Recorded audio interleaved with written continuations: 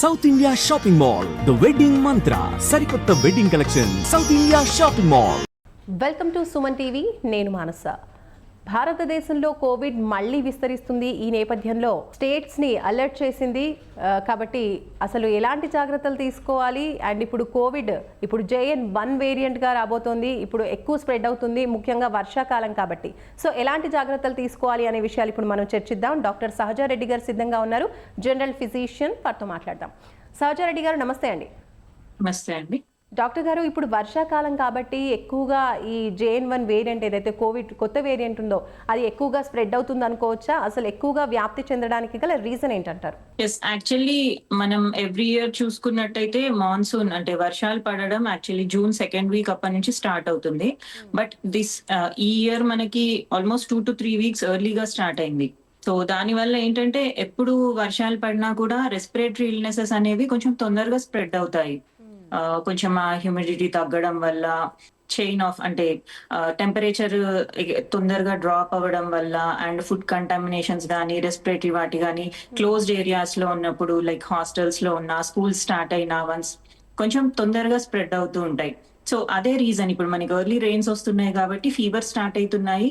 Dengue, Covid, malaria అన్ని rise అవుతున్నాయి. So దాంతో పాటు ఇప్పుడు కొత్తగా మళ్ళీ కోవిడ్ వేరియంట్ JN.1 కూడా ఎక్కువగా విస్తరిస్తుంది కాబట్టి మీరన్నట్టుగా ఎక్కువగా క్లోజ్డ్ ప్లేసెస్లో ఉండేవాళ్ళు, హాస్టల్స్లో ఉండేవాళ్ళు, అలాగే క్లోజ్డ్ ప్లేసెస్లో ఎక్కువ పీపుల్ కలిసి వర్క్ చేసేవాళ్ళు, ఎక్కువగా ట్రావెల్ చేసేవాళ్ళు, ఎలాంటి జాగ్రత్తలు తీసుకోవాలంటారు? సో అంటే జనరల్ ప్రికాషన్స్, కోవిడ్ వచ్చింది, కోవిడ్ రైజ్ అవుతుంది అని పానిక్ అవసరం లేదు.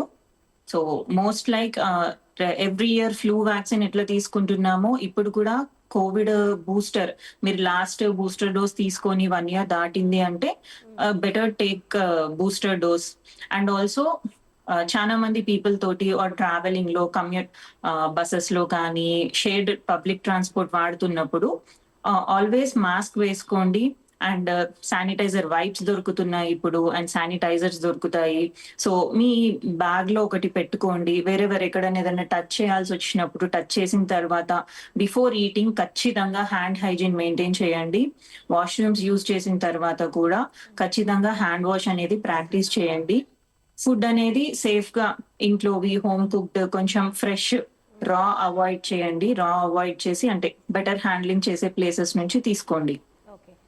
సేఫ్ డిస్టెన్స్ మెయింటైన్ చేయాలి. కాఫ్, కోల్డ్ ఉన్నప్పుడు వీలైతే ఆఫీస్ నుంచి రెస్ట్ తీసుకోండి.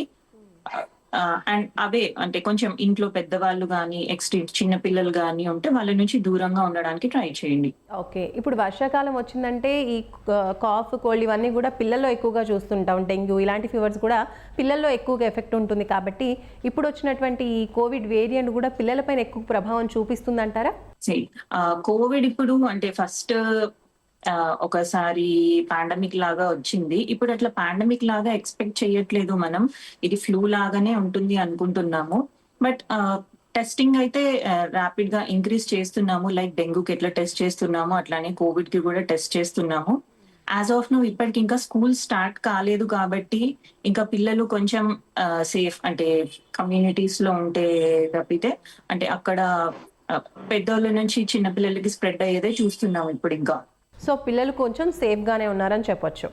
పిల్లలు ఉన్న వాళ్ళు ఫ్యామిలీస్లో ఎలాంటి జాగ్రత్తలు తీసుకోవాలండి? ఇప్పుడు వీళ్ళు వర్కింగ్ కాబట్టి, అంటే మీరు అన్నట్టు పిల్లలకి స్కూల్స్ లేవు, హ్యాపీగా ఇంట్లో ఉంటున్నారు, కానీ ఇంట్లో ఉన్న పెద్దవాళ్ళు, జాబ్ చేసే వాళ్ళు మూవ్ అవుతూ ఉంటారు కాబట్టి వాళ్ళు ఎలాంటి జాగ్రత్తలు తీసుకోవచ్చు ఎక్కువగా స్ప్రెడ్ అవ్వకుండా ఉండాలి అంటే?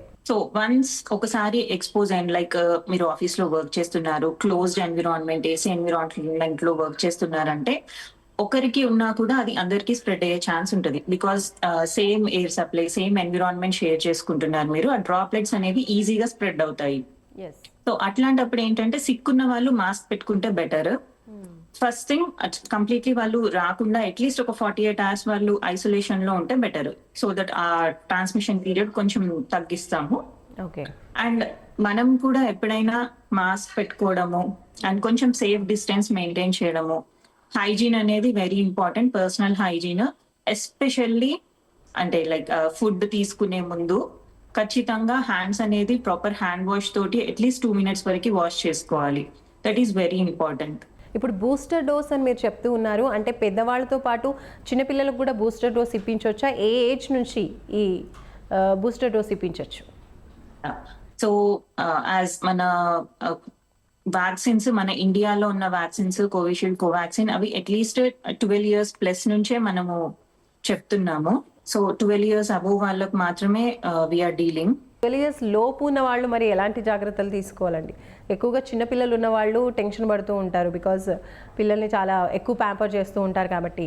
సో సేమ్ థింగ్, ఆల్రెడీ ఇంట్లో ఎవరైనా అడల్ట్స్ సిక్ ఉంటే వాళ్ళు కొంచెం పిల్లల నుంచి అవే ఉండడం బెటర్.